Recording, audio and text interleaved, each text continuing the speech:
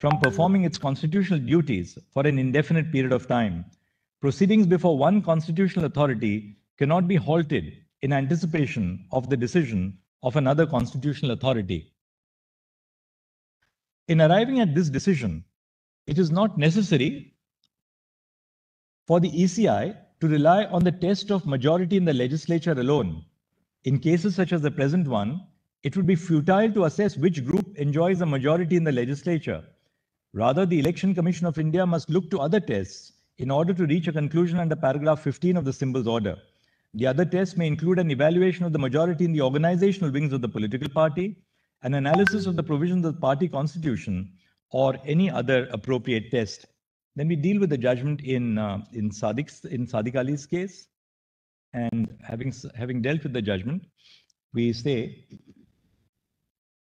the disqualification proceedings before the Speaker cannot be stayed in anticipation of the decision of the ECI. In cases where a petition under paragraph 15 of the Symbols Order is filed after the alleged commission of prohibitory conduct, the decision of the ECI cannot be relied upon by the Speaker for adjudicating disqualification proceedings. If the disqualification petitions are adjudicated based on the decision of the ECI in such cases, the decision of the ECI would have a retrospective effect. This would be contrary to law.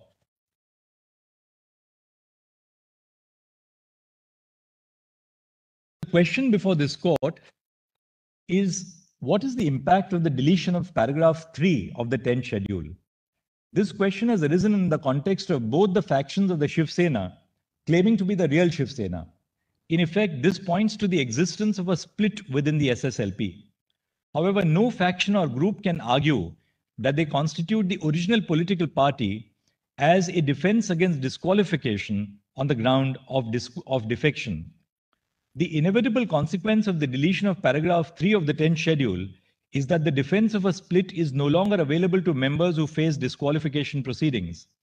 In cases where a split has occurred in a political party or in a legislative party, members of neither faction may validly raise the defense that they are the political party in the event that each faction files petitions for the disqualification of members of the other faction.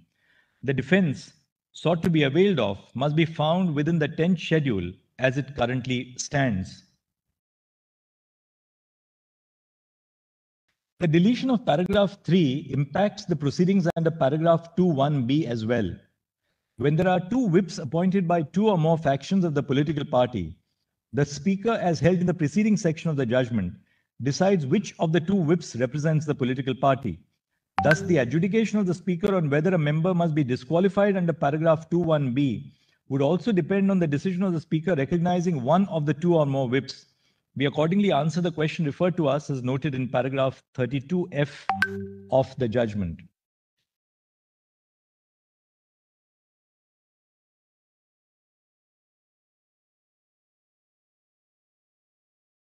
To avert a no confidence motion, the incumbent government may not advise the governor to convene a session of the assembly, and the Speaker may adjourn the sitting of the House to prevent voting for granting leave to move a motion of no confidence. If the Speaker and the government attempt to circumvent a no confidence motion, the governor would be justified in exercising the power under Article 174 without the aid and advice of the Council of Ministers. Now we have dealt with the role of the governor in the present case. The petitioners have urged that the governor was not justified in reaching the conclusion that he did on the basis of the resolution dated 21 June 2022 because 1. The 34 MLAs belonging to the Shiv Sena did not express their intention to exit the Maha Vikas Aghadi government, and 2. The MLAs who signed the resolution constituted a faction of the SSLP.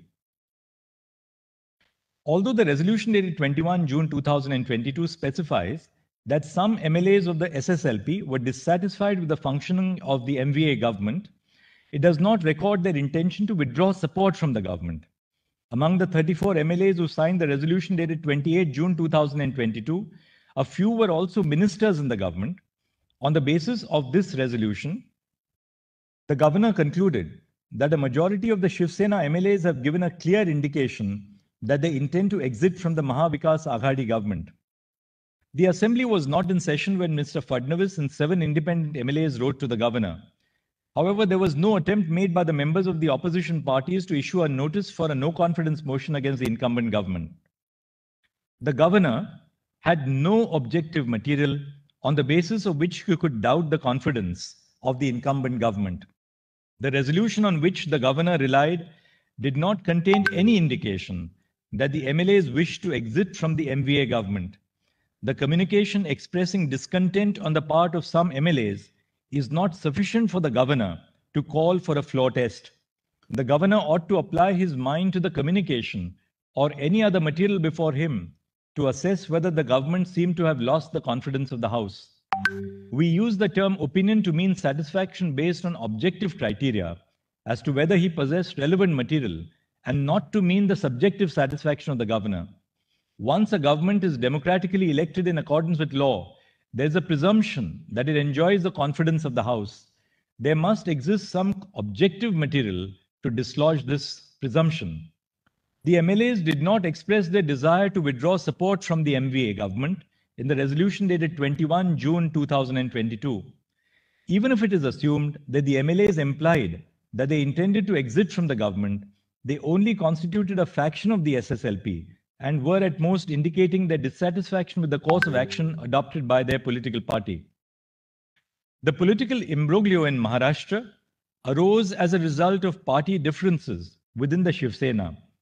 However, the floor test cannot be used as a medium to resolve internal party disputes or intra-party disputes. Dissent and disagreement within a political party must be resolved in accordance with the remedies prescribed under the party constitution or through any other methods that the party choose to opt for.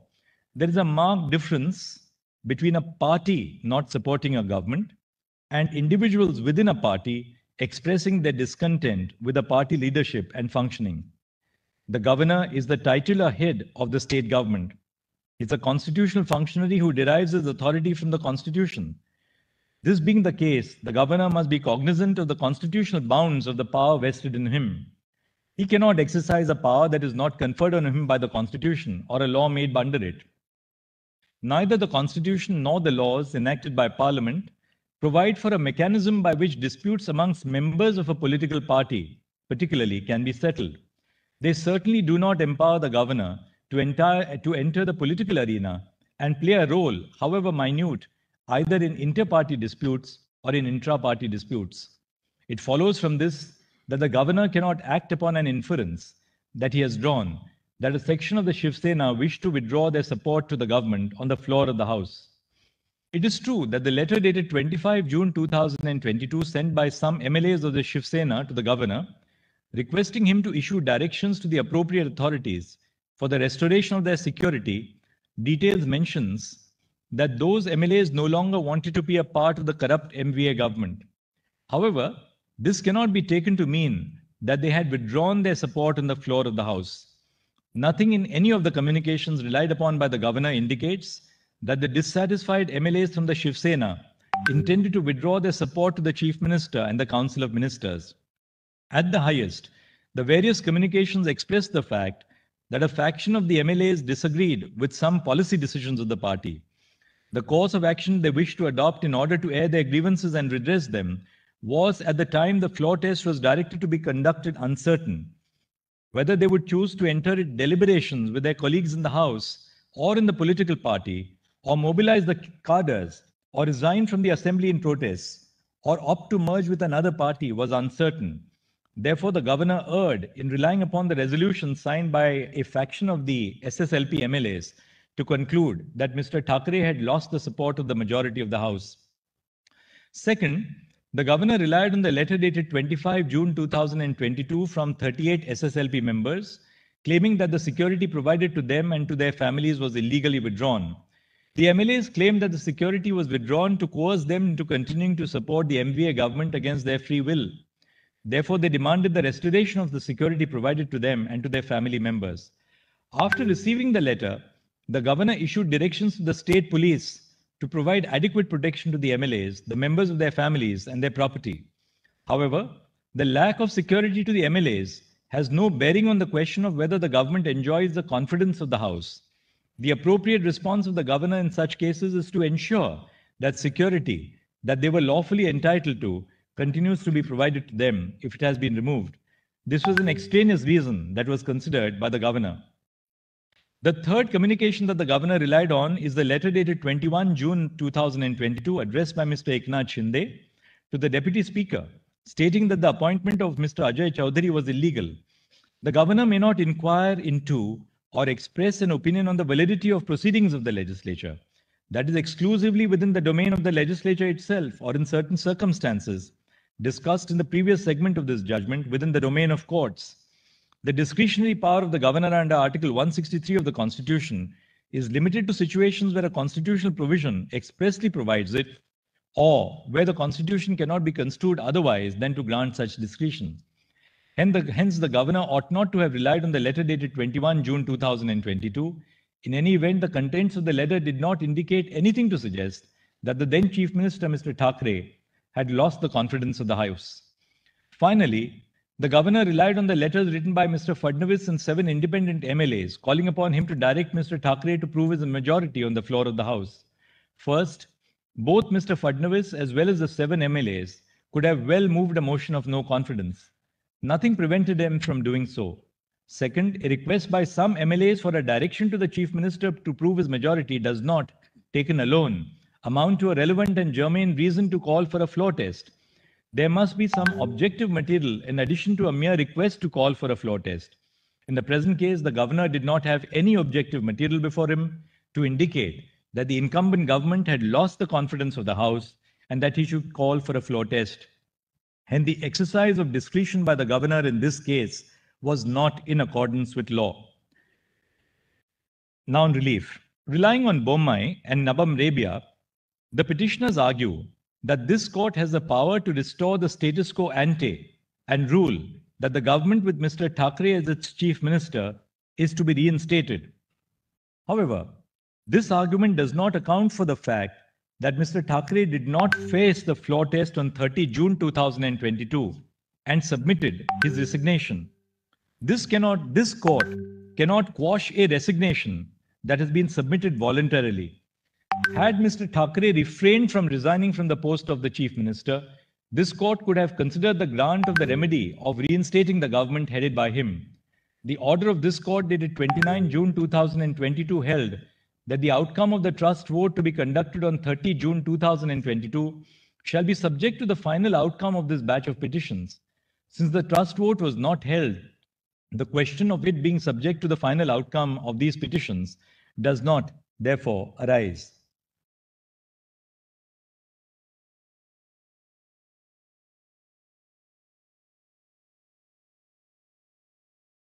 Conclusions. In view of the discussion above, the following are our conclusions. A.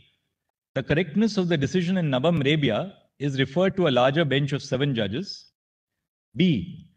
This court cannot ordinarily adjudicate petitions for disqualification under the 10th schedule in the first instance. There are no extraordinary circumstances in the instant case that warrant the exercise of jurisdiction by this court to adjudicate the disqualification petitions. The Speaker must decide the disqualification petitions within a reasonable period. C. An MLA has the right to participate in the proceedings of the House regardless of the pendency of any petitions for their disqualification. The validity of the proceedings of the House in the interregnum is not subject to the outcome of the disqualification petitions. D. The political party and not the legislature party appoints the whip and the leader of the party in the House. Further, the direction to vote in a particular manner or to abstain from voting is issued by the political party and not the legislature party. The decision of the Speaker, as communicated by the Deputy Secretary to the Maharashtra Legislative Assembly dated 3 July 2022, is contrary to law.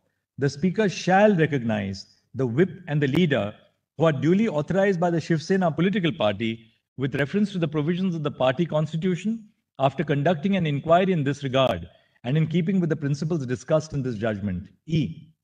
The Speaker and the Election Commission of India are empowered to concurrently adjudicate on the petitions before them under the 10th schedule and under paragraph 15 of the symbols order respectively. F. While adjudicating petitions under paragraph 15 of the symbols order, The ECI may apply a test that is best suited to the facts and circumstances of the case before it. G. The effect of the deletion of paragraph 3 of the 10th schedule is that the defense of a split is no longer available to members facing disqualification proceedings.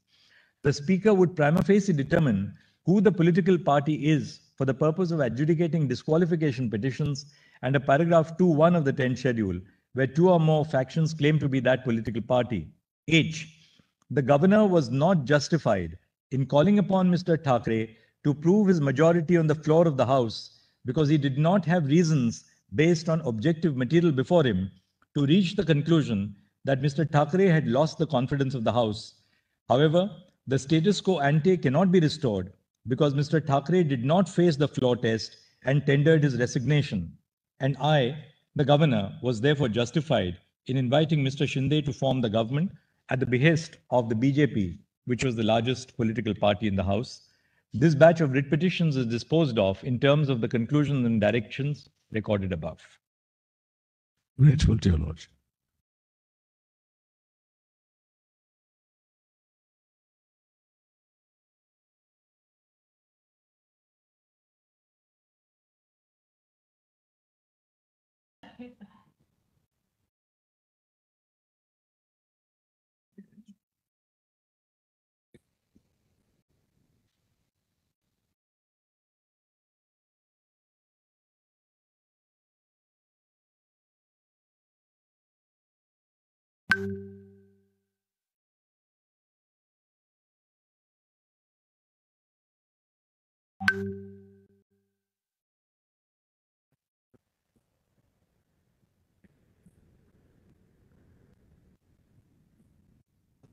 Immediately. What a correction.